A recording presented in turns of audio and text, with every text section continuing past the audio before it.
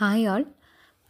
നമുക്ക് അപ്പോൾ theories of പേഴ്സണാലിറ്റിയുടെ continuation ആയിട്ട് ഫ്രോയിഡിൻ്റെ തിയറിയിൽ ബാക്കിയുള്ള ഈഗോ ഡിഫെൻസ് മെക്കാനിസംസ് നമുക്ക് ഒന്ന് നോക്കാം.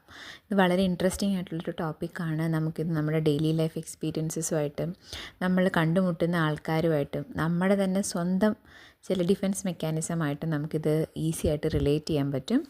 അപ്പം നമുക്ക് ഇതിലേക്ക് പോവാം. നമുക്ക് എന്താണ് ഈഗോ ഡിഫെൻസ് മെക്കാനിസം എന്ന് നോക്കാം. ഈഗോ ഡിഫെൻസ് മെക്കാനിസം എന്ന് പറയുന്നത് നമ്മൾ മനുഷ്യർ നമ്മളെ തന്നെ പ്രൊട്ടക്റ്റ് ചെയ്യാൻ വേണ്ടി, എന്തിൽ നിന്ന് പ്രൊട്ടക്റ്റ് ചെയ്യാൻ, നമുക്ക് ആങ്സൈറ്റി ഉണ്ടാക്കുന്നതും അല്ലെങ്കിൽ നമുക്ക് വളരെ അൺകംഫർട്ടബിളായിട്ട് ഫീൽ ചെയ്യുന്നതുമായിട്ടുള്ള സിറ്റുവേഷൻസിൽ നിന്ന് നമ്മളെ തന്നെ പ്രൊട്ടക്റ്റ് ചെയ്യാൻ വേണ്ടി നമ്മൾ അഡോപ്റ്റ് ചെയ്യുന്ന ചില നമ്മുടെ ബിഹേവിയേഴ്സാണ് ഡിഫെൻസ് മെക്കാനിസം. ഇത് അൺകോൺഷ്യസ് ആവാം, അതായത് നമ്മളത് അറിഞ്ഞുകൊണ്ട് ചെയ്യുന്നതായിരിക്കില്ല, നമ്മുടെ അവെയർനെസ്സിലില്ലാതെ നമ്മൾ നാച്ചുറലി ആ രീതിയിൽ പ്രതികരിക്കുന്നതാവാം. അൺഇൻറ്റൻഷണൽ, അതും നേരത്തെ പറഞ്ഞ പോലെ തന്നെ നമ്മൾ ഇങ്ങനെ റിയാക്ട് ചെയ്യണം എന്നുദ്ദേശിച്ച് ചെയ്യുന്നതായിരിക്കില്ല, അത് വളരെ നാച്ചുറലായിട്ട് നമ്മുടെ റിയാക്ഷൻസിൽ വന്ന് ചേരുന്നതാണ്. ഇനി ഡിഫെൻസ് മെക്കാനിസം ആദ്യമായിട്ട് പറഞ്ഞത് സിഗ്മണ്ട് ഫ്രോയിഡാണ്. നമ്മൾ മുമ്പത്തെ വീഡിയോയിൽ കേട്ടു, അദ്ദേഹത്തിൻ്റെ സൈക്കോ അനലിറ്റിക് തിയറിയിൽ. ഫ്രോയിഡ് പറഞ്ഞതനുസരിച്ച് ഈ ഡിഫെൻസ് മെക്കാനിസം നമ്മുടെ കോൺഷ്യസ് മൈൻഡിനെ പ്രൊട്ടക്റ്റ് ചെയ്യാൻ വേണ്ടിയുള്ളൊരു ടെക്നീക്കാണ്. എന്തിൽ നിന്നാണ് നമ്മുടെ കോൺഷ്യസ് മൈൻഡിനെ പ്രൊട്ടക്റ്റ് ചെയ്യേണ്ടത്? ഫ്രോയിഡിൻ്റെ പറഞ്ഞ ആ ബേസിക് ഇൻസ്റ്റിങ്സ് വെച്ച് വർക്ക് ചെയ്യുന്ന ഇഡും മോറൽ പ്രിൻസിപ്പിൾ വെച്ച് വർക്ക് ചെയ്യുന്ന സൂപ്പർ ഈഗോയും തമ്മിലുള്ള കോൺഫ്ലിക്റ്റിൽ നിന്ന് നമ്മുടെ കോൺഷ്യസ് മൈൻഡിനെ പ്രൊട്ടക്റ്റ് ചെയ്യാൻ വേണ്ടി ഉള്ളൊരു മെക്കാനിസമാണ് ഡിഫെൻസ് മെക്കാനിസം എന്നാണ് ഫ്രോയിഡ് പറഞ്ഞത്.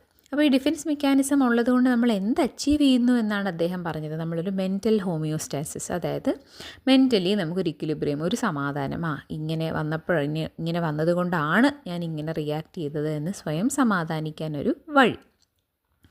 ഇനി ഈഗോ ഡിഫെൻസ് മെക്കാനിസത്തിനെ നമുക്ക് മെച്യൂർ ഡിഫെൻസസ് എന്നും ഇമ്മച്യൂർ ഡിഫെൻസസ് എന്നും ക്ലാസിഫൈ ചെയ്യാം.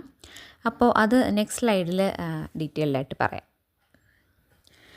നമ്മൾ എക്സാം പോയിൻ്റ് ഓഫ് വ്യൂവിൽ പ്രിപ്പയർ ചെയ്യുകയാണെങ്കിൽ ആക്ച്വലി ഈ 10 ഡിഫെൻസ് മെക്കാനിസം ആണ് എല്ലായിടത്തും നമ്മൾ വളരെ കോമൺ ആയിട്ട് കേൾക്കുന്നതും നമ്മൾ അറിഞ്ഞിരിക്കേണ്ടതും. ഈ 10 ഡിഫെൻസ് മെക്കാനിസം ഇൻട്രൊഡ്യൂസ് ചെയ്തത് സിഗ്മണ്ട് ഫ്രോയിഡിൻ്റെ മകളായ അന്ന ഫ്രോയിഡാണ്. അപ്പോൾ നമുക്കിത് വൺ ബൈ വൺ ആയിട്ട് നോക്കാം.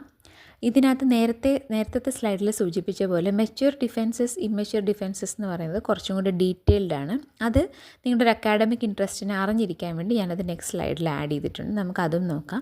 അപ്പോൾ എക്സാമിനേഷൻ പോയിൻ്റ് ഓഫ് വ്യൂവിലൊക്കെ നമുക്ക് ഏറ്റവും അത്യാവശ്യം ഈ 10 ഡിഫെൻസ് മെക്കാനിസമാണ്. അതിൽ നമ്പർ 1 ആണ് ഡിസ്പ്ലേസ്മെൻറ്റ്. ഡിസ്പ്ലേസ്മെൻറ്റ് എന്ന് പറഞ്ഞാൽ എന്താണ്?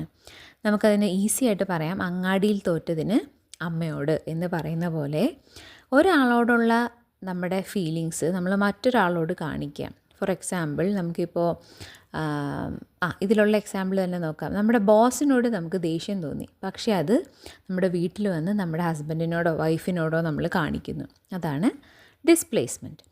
2 ഡിനയൽ.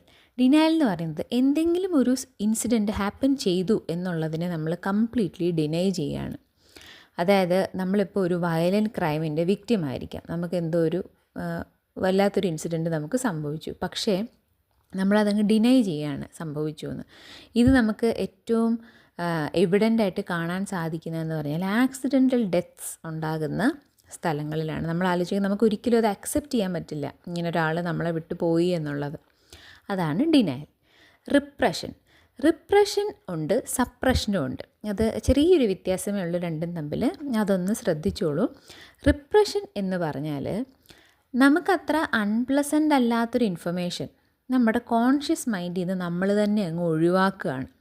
ഫോർ എക്സാമ്പിൾ, ഒരു കുട്ടി അത് വളർന്നു വന്ന കാലത്ത് മുഴുവൻ ചൈൽഡ് അബ്യൂസ് നേരിട്ടാണ് വളർന്നു വന്നതെന്ന് വിചാരിക്കും. പക്ഷേ അത് വളർന്ന ഒരു അഡൾട്ടായി കഴിയുമ്പോൾ അതിനൊട്ടും ഓർക്കാൻ ഇഷ്ടമില്ലാത്ത കാര്യമാണ്. അപ്പോൾ അതങ്ങ് ബ്ലാക്ക് ഔട്ട് ചെയ്യും അതിൻ്റെ മെമ്മറിയിൽ നിന്ന്, ഈ കാര്യങ്ങൾ അങ്ങ് വിട്ടുകളയും, അത് അൺകോൺഷ്യസിലേക്ക് പോകും. അപ്പോൾ എത്ര വിചാരിച്ചാലും അത് ഓർത്തെടുക്കാൻ പറ്റില്ല, അബ്യൂസോ എനിക്കോ എന്നുള്ളൊരു സ്റ്റൈലിലായിരിക്കും അവർ. അതിനെയാണ് റിപ്രഷൻ, അതായത് അൺകോൺഷ്യസ്ലി അൺപ്ലസൻറ്റ് ഇൻഫർമേഷനെ അങ്ങ് മാറ്റിക്കളയുന്നത്. 2 സപ്രഷൻ എന്ന് പറഞ്ഞാൽ അൺപ്ലസൻറ്റ് ഇൻഫർമേഷനെ നമ്മൾ കോൺഷ്യസ്ലി തന്നെ മൈൻഡിൽ നിന്ന് മാറ്റുന്നത്. അതിന് എക്സാമ്പിളായിട്ട് നമുക്ക് ഈസി ആയിട്ട് ഓർക്കാനുള്ള, നമ്മൾ റിയാലിറ്റി ഷോസിലൊക്കെ കാണും അല്ലേ, സ്കെയർ അല്ലെങ്കിൽ നമ്മളെ കൊണ്ട് ഡെയർ ചെയ്യിപ്പിക്കുന്നത്. ഒരാളൊരു ചില്ലുകൂട്ടിൽ കിടക്കുക, അയാളുടെ ദേഹത്ത് ഫുള്ളി സ്പൈഡേഴ്സിനെയോ അല്ലെങ്കിൽ സ്നേക്സിനെയോ ഒക്കെ ഇടുക. അപ്പോൾ അവർ കണ്ണടച്ച് ഇങ്ങനെ കിടക്കണം കുറച്ച് സമയം.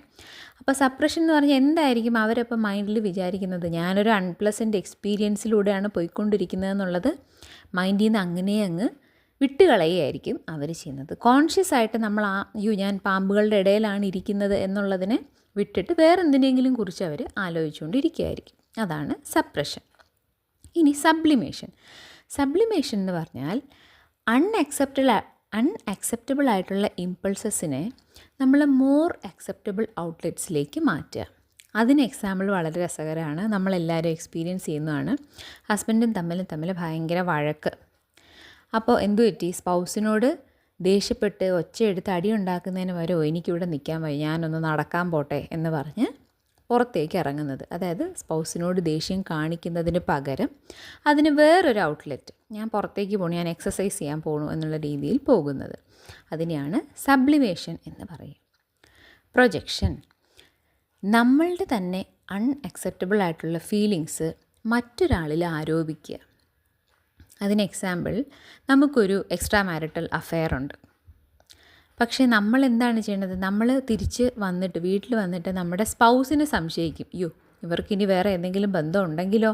അതായത് നമ്മളിലുള്ളൊരു ക്വാളിറ്റിയെ നമ്മൾ മറ്റൊരാളിലേക്ക് പ്രൊജക്റ്റ് ചെയ്യുന്നു. അതാണ് പ്രൊജക്ഷൻ.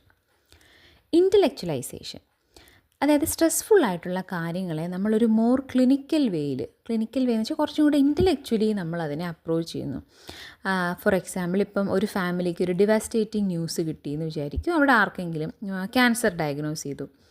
അങ്ങനൊരു ന്യൂസ് കിട്ടിയാൽ അതിൽ വിഷമിച്ചിരിക്കാതെ അതിൻ്റെ എല്ലാ വശങ്ങളും അതിനെ അങ്ങ് ഇൻ്റലക്ച്വലൈസ് ചെയ്യുക. അതായത് എന്തുകൊണ്ട് ക്യാൻസർ വരുന്നു, ക്യാൻസർ ഒഴിവാക്കാൻ എന്തൊക്കെ ഫുഡ് കഴിക്കാം, ക്യാൻസർ ശരീരത്തിൽ നിന്ന് മാറാൻ വേണ്ടി നമ്മുടെ ലൈഫ് സ്റ്റൈലിൽ എന്തൊക്കെ ചേഞ്ച് വരുത്താം, അങ്ങനത്തെ കാര്യങ്ങളിലേക്ക്, അതായത് ആ ഇമോഷൻ പ്രോസസ്സ് ചെയ്യുന്നതിന് പകരം അതിനെ അങ്ങ് ഇൻ്റലക്ച്വലൈസ് ചെയ്യുന്നു. അതിനെയാണ് ഇൻ്റലക്ച്വലൈസേഷൻ.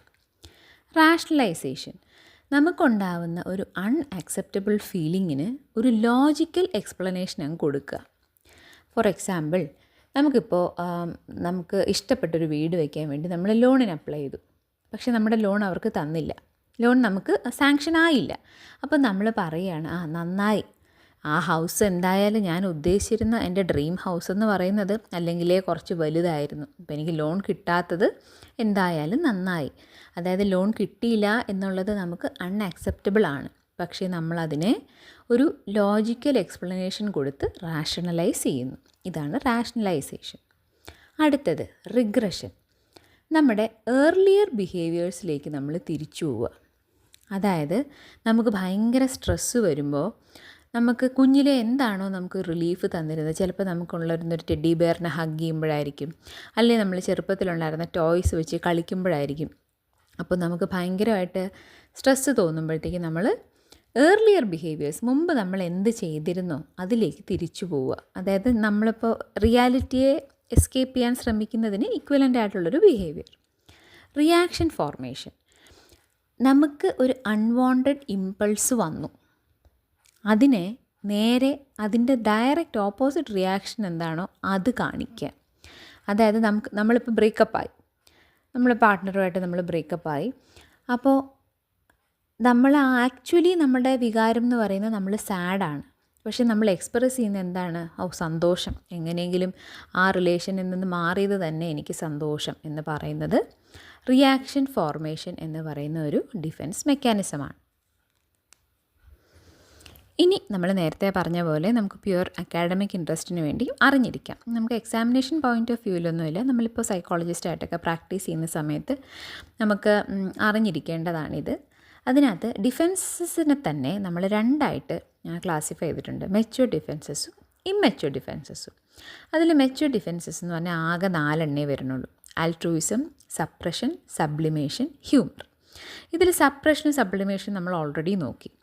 ആൾട്രൂയിസം എന്ന് പറഞ്ഞാൽ നമ്മൾ ധാരാളമായിട്ട് ചാരിറ്റി ചെയ്യുക. നമുക്ക് ആങ്സൈറ്റി ഉണ്ടാക്കുന്നൊരു സിറ്റുവേഷൻ വന്നു, അതിൽ നിന്ന് രക്ഷപ്പെടാനാണല്ലോ നമുക്ക് ഡിഫെൻസ് മെക്കാനിസം.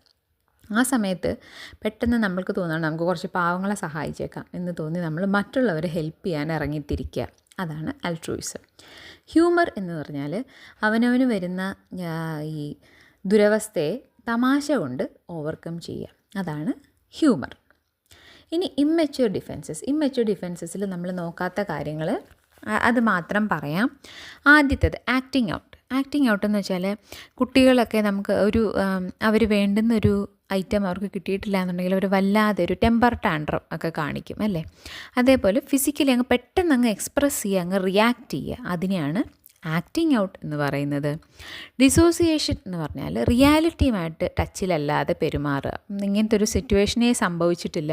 അതായത് ഡിനയൽ എന്ന് പറയുന്നത് ഡിനയൽ പോലെയല്ല. ഡിസോസിയേഷൻ എന്ന് പറഞ്ഞാൽ അതിന് നേരെ ഓപ്പോസിറ്റായിട്ട് അവരുടെ പെരുമാറ്റത്തിലും ബിഹേവിയറൽ പാറ്റേണിലുമൊക്കെ നമ്മൾ കാണുന്നത് ഇങ്ങനെ ഒരു സിറ്റുവേഷൻ സംഭവിച്ചിട്ടില്ല എന്നുള്ളൊരു സ്റ്റൈലിലാണ്. ഡിസോസിയേഷൻ ആക്ച്വലി ഒരു ഡിസോർഡറും കൂടിയാണ്. ഇനി എന്താണ് ഡിനയൽ നോക്കി, ഡിസ്പ്ലേസ്മെൻറ്റ് നോക്കി. ഫിക്സേഷൻ എന്ന് പറഞ്ഞാൽ നമ്മൾ നേരത്തെ പറഞ്ഞ പോലെ റിഗ്രഷനുമായിട്ട് ചെറിയൊരു സാമ്യമുള്ളതാണ്. അതായത് നമ്മളൊരു ഏർലിയർ ബിഹേവിയേഴ്സിലേക്ക് പോവുക, അല്ലെങ്കിൽ നമ്മുടെ ഏർലിയർ സ്റ്റേജസിൽ അങ്ങ് ഫിക്സേറ്റ് ആയി പോവുക, അതിൽ നിന്ന് മെച്യൂർ ആവാതെ അതിൽ തന്നെ ഇരിക്കുക എന്നുള്ളത് ഫിക്സേഷൻ. ഫാൻറ്റസി, ഇമാജിനറി വേൾഡിലേക്ക് പോവുക. നമുക്ക് ആങ്സൈറ്റി വരുമ്പോൾ അതാണ് ഇമ്മച്വർ ഡിഫെൻസസ്. എല്ലാം ഇമാജിനറി കാര്യങ്ങളിലേക്ക് നമ്മൾ തിരിയുക.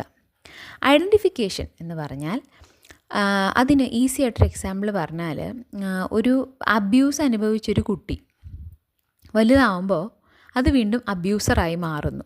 അത് എക്സലൻ്റ് എക്സാമ്പിൾ പറഞ്ഞാൽ ബുള്ളിയിങ് ആണ്.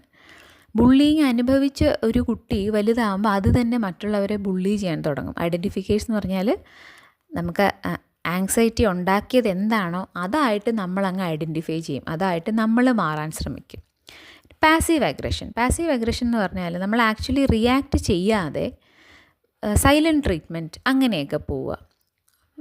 നമ്മൾ ആക്ച്വലി എന്താണോ ഒരു സിറ്റുവേഷൻ ഉണ്ടായത് അതിനുവേണ്ടി നമ്മൾ അതിനോട് റിയാക്ട് ചെയ്യുകയല്ല, സൈലൻറ്റ് ട്രീറ്റ്മെൻറ്റ്, മിണ്ടാതിരിക്കുക, ഇഗ്നോർ ചെയ്യുക, അതൊക്കെയാണ് പാസീവ് അഗ്രഷൻ.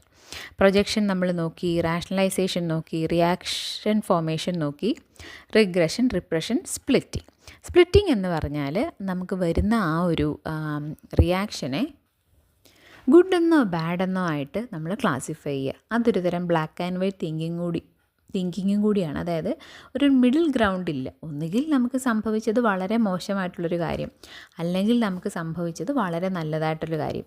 കുഴപ്പമില്ല എന്ന് നമ്മൾ പറയുന്നൊരു ആറ്റിറ്റ്യൂഡ് ഇവർക്ക് ഇതിനകത്ത് വരുന്നില്ല. ഇതാണ് സ്പ്ലിറ്റിംഗ്. അപ്പോൾ ഇത്രയാണ് ഡിഫെൻസ് മെക്കാനിസം. ഇനി നെക്സ്റ്റ് വീഡിയോയിൽ നമുക്ക് ബാക്കി തിയറീസ് ഓഫ് പേഴ്സണാലിറ്റി നമുക്ക് കണ്ടിന്യൂ ചെയ്യാം. അതിൽ സൈക്കോ അനലിറ്റിക്കിൽ തന്നെ ബാക്കി 3 ഉണ്ട്. നമുക്കത് നെക്സ്റ്റ് വീഡിയോയിൽ കണ്ടിന്യൂ ചെയ്യാം. നിങ്ങൾക്ക് എല്ലാവർക്കും മനസ്സിലായി എന്ന് വിചാരിക്കുന്നു. മനസ്സിലായിട്ടുണ്ടെങ്കിൽ ഫ്രണ്ട്സിനും ഷെയർ ചെയ്യുക, ലൈക്ക് ചെയ്യുക. ഇതേപോലെ വേറെ എന്തെങ്കിലും സ്പെസിഫിക് ടോപ്പിക്സ് വേണമെന്നുണ്ടെങ്കിൽ വീഡിയോയ്ക്ക് കമൻറ്റ് ചെയ്യുക. Thank you.